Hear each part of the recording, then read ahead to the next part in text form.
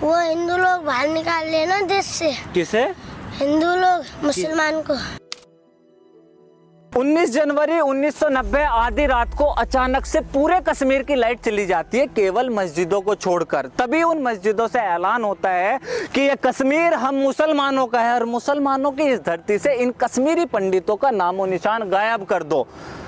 ठीक 2 दिन बाद पूरे कश्मीर से केवल 2 आवाजें आती हैं, गोलियों की, दूसरा बच्ची और औरतों की चीखों की। मुझे बहुत बुरा लगा जब मैंने आसिफा की कहानी सुनी थी।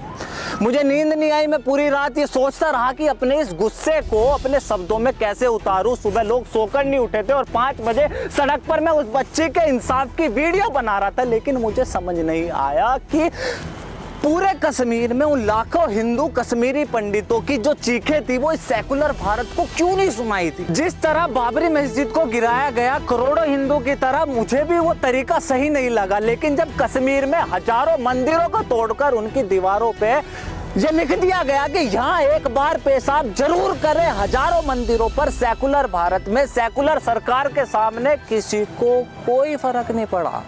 सरकारें नाम बदल रही थी और हम सरकार को गाली दे रहे थे। जब ताजमहल की बात हुई तो समझ नहीं आया क्या चाहते, लेकिन भाई साहब यकीन करना भारी हो गया जब देश के 2500 गांवों का नाम बदलकर उन्हें एक इस्लामिक नाम दिया गया। उस ताजमहल के लिए लड़ रहा था जिसे बनाने के बाद कटने वाले 20,000 हाथ हिंदुओं के, तो उस औरंगजेब ने जिसे हिंदू और सिखों के खून के नदी बहा दी, किसी को क्यों फर्क नहीं पड़ा जब आजाद भारत की रोडों का नाम एक ऐसे इंसान के नाम पर रखा गया। भगवान कसम, ये आज नागरिकता कानून आया तो पता चला ये भारत सेकुलर देश है। मैं भूल गया था कि बंटवारे के टाइम 1947 में तो संविधान था ही नहीं।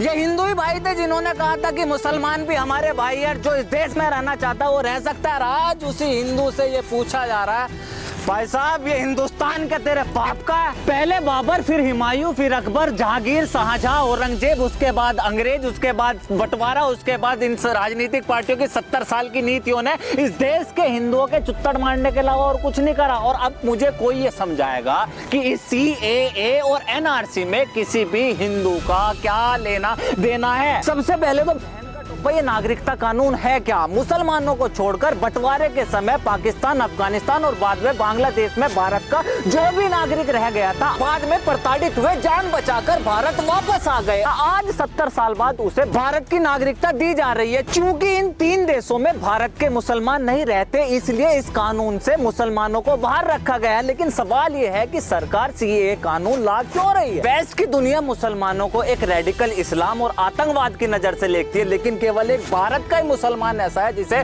सख्त तो क्या कोई उंगली नहीं उठा सकता। भारत का मुसलमान पूरी दुनिया के मुसलमानों के लिए एक मिसाल है। लेकिन 26/11 का हमला हुआ और सारी कहानी बदल गई। 26/11 के हमले में लेकिन भारत का नहीं, पुलवामा के हमले में था लेकिन भारत का नहीं, उरी और पठानकोट के हमले में मुसलमान था लेकिन भारत का नहीं। ऐसे बहुत से दंगे थे जिसमें हिंदू का नाम था लेकिन वो हिंदुस्तानी नहीं था। फिर कौन है ये लोग जो भारत में रहकर यहाँ के मुसलमानों को बदनाम कर रहे हैं? कौन है ये लोग जो हिंदू नाम रखकर हिंदुस्तानी न होकर फिर भी यहाँ दंगे मचा रहे हैं? ऐसे ही लोगों के लिए ये सरकार NRC ला रही है। जो भी भारत का नागरिक है, खास करके मुसलमान भाई जिसे इन जिन्ना और नेहरू की औलादों ने डराया हुआ है, आपको किसी को भी NRC से डरने की जरूरत नहीं है। इन कांग्रेसी और ओवैसी जैसे लोगों ने एक बात कह दी कि सरकार आपसे डॉक्यूमेंट मांगेगी जो आपके पास नहीं है और ये आपको देश से बाहर निकाल देंगे। इतना सुनते ही आप लोग सड़कों पर उतर आए। इस देश के एक भी मुसलमान लिबरल सेकुलर ने इस विपक्ष से ये नहीं पूछा कि ऐसा वो कौन सा डॉक्यूमेंट है जो हिंदुओं के पास और आप मुसलमानों के नहीं है, क्योंकि NRC तो हिंदुओं पर भी लागू होगा। 70 साल तक इस सरकार ने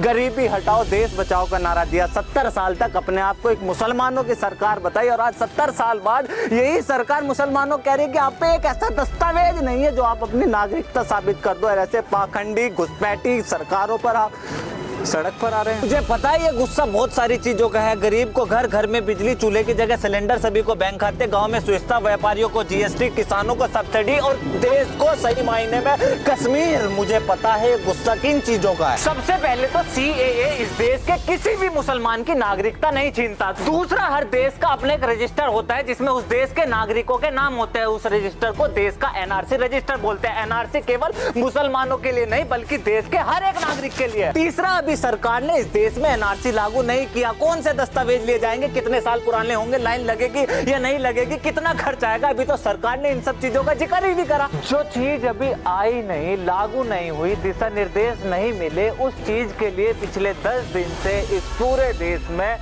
हंगामा हो रहा है। और वजह, हिंदू राष्ट्र बना रहे हैं, मुसलमान को बाहर निकाल रहे हैं। निकलेगा, भारत में आया हुआ हर एक घुसपैठी निकलेगा। अगर कोई भारतीय लाइन में लगा तो वो इसलिए नहीं कि वो नागरिकता साबित करेगा, बल्कि हमारे बीच चलते फिरते ये भारी आतंकवाद को बाहर निकालने के लिए लाइन में लगेगा। और लाइन में लगने का डर उसे होता है जो तारों के नीचे से आते हैं। मैं वो हिंदू हूँ जिसकी माँ शंख की आवाज पर उठती और अजान पर घर में रोशनी करती है। मैं वही हिंदू हूँ जिसे आप पूछ रहे थे कि हिंदुस्तान क्या तेरे बाप का है।